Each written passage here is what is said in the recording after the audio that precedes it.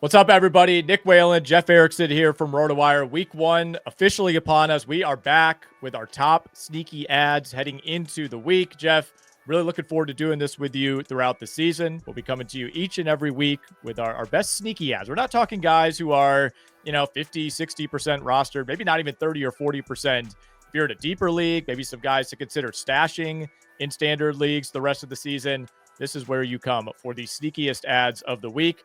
We'll start at the quarterback position, Jeff. I'll throw a name out there who I am comfortable starting in some leagues this week, particularly 2 quarterback leagues. Probably don't need to get him in there in single QB. Michael Penix, man, 20% rostered right now in ESPN leagues. Good, not great matchup against the Tampa Bay Buccaneers. I think we could see points on both sides of this one, but Michael Penix to me is somebody that 2, 3, 4 weeks into the season, we could look back and say, wow, I can't believe he was going undrafted in 70 or 80% of single quarterback leagues. He is somebody I absolutely want a piece of.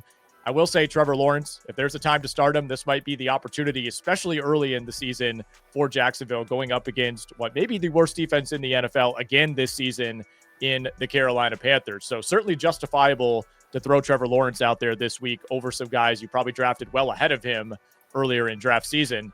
Let's take a look at the running back position, Jeff. I know you got some guys here.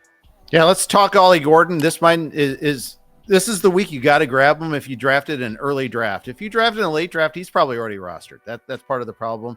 36% rostered on Yahoo right now, but rising just because of the opportunity happening here in Miami. First, Devon Achane is dealing with a calf injury. He did practice Monday, should play this week against the Colts. We know about his injury history. We do question whether he can handle a full-on workload. There usually needs to be a second back in Miami, and that's the next aspect of this here. Jalen Wright had a lower leg issue there. He has had surgery. He'll at least miss at least a week. Alexander Mattison is out for the season. They've had to bring on some veterans to their practice squad just to get enough running backs in the room there. Ollie Gordon, great college career at Oklahoma State. His junior year, last year was a little shaky, but he's looked great in the preseason. Now's the time to get him. He's RB44 in the NFFC in the last week. I like it, man. I know you're zeroed in on this Houston backfield as well, where we expect Nick Chubb to be somewhat of the guy to begin the year, but DeMeco Ryans has been pretty non-committal as far as how that backfield is going to shake out until Joe Mixon is back, and we have no idea when that is going to be. Are you grabbing some Woody Marks? I am indeed, Nick, and I love the targets that he got in college. One year he had 100 targets in 2021. Last year at SC, it was 47 catches for 321 yards. Look for the pass catchers in PPR leagues there. If you're looking to try to get a late round dart, see if it works out pretty well. I like Woody Marks from the price perspective too, RB56. Get him in the last couple rounds of your draft, and I think he might outproduce Chubb. At the very least, he costs you next to nothing, and if it doesn't work out, you can move on. You always need to get those late round lottery tickets at running back. Woody Marks certainly qualifies as such.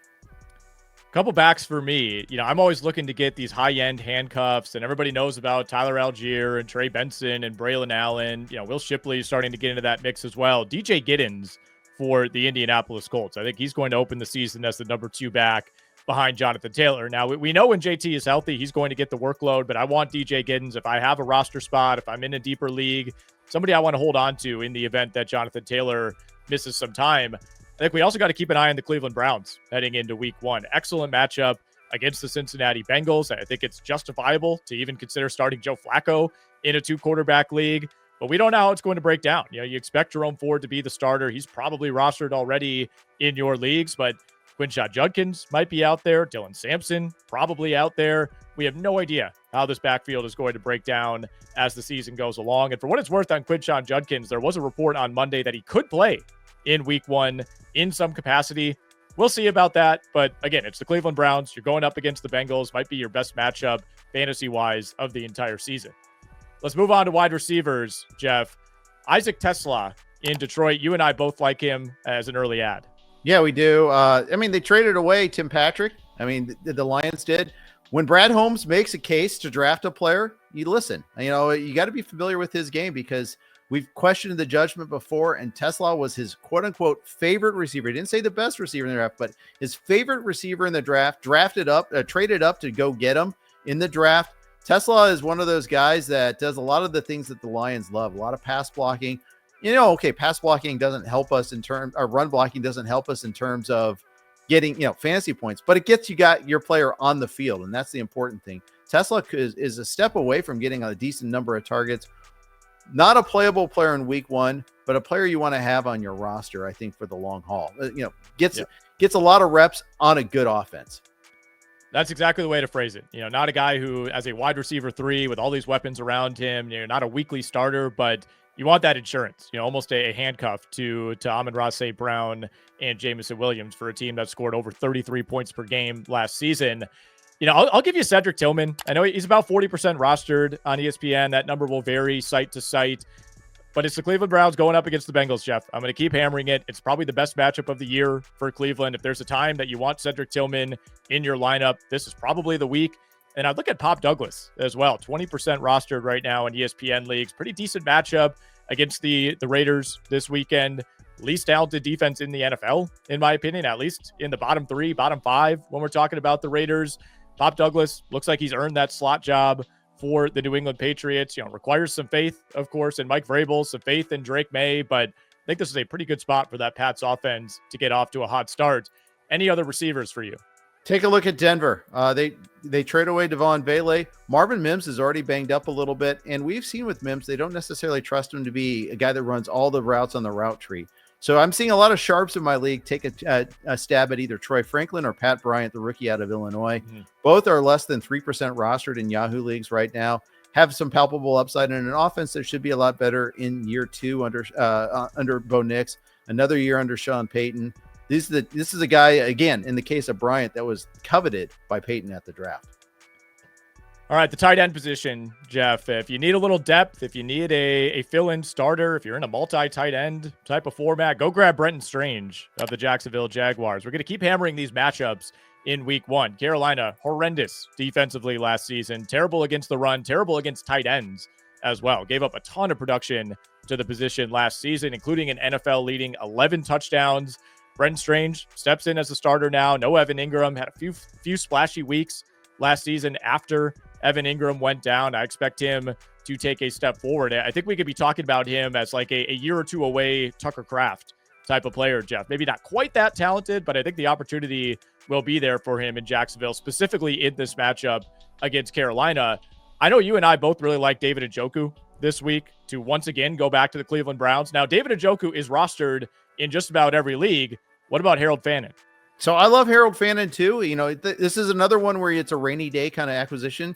Njoku's missed time in the last couple of years. 2 years ago, he missed 7 games. So something to watch for with that. And he's in his 9th full season in the NFL. Harold Fannin was drafted in the 3rd round, produced ridiculous numbers at Bowling Green in his career. One of those athlete first, tight end later type of guys. 117 catches, 1,555 yards, 10 touchdowns in 13 games. Even had 9 carries last year. Fannin's drawing raves in camps. They're trying to scheme up some plays just to improve Fannin's viability on the field.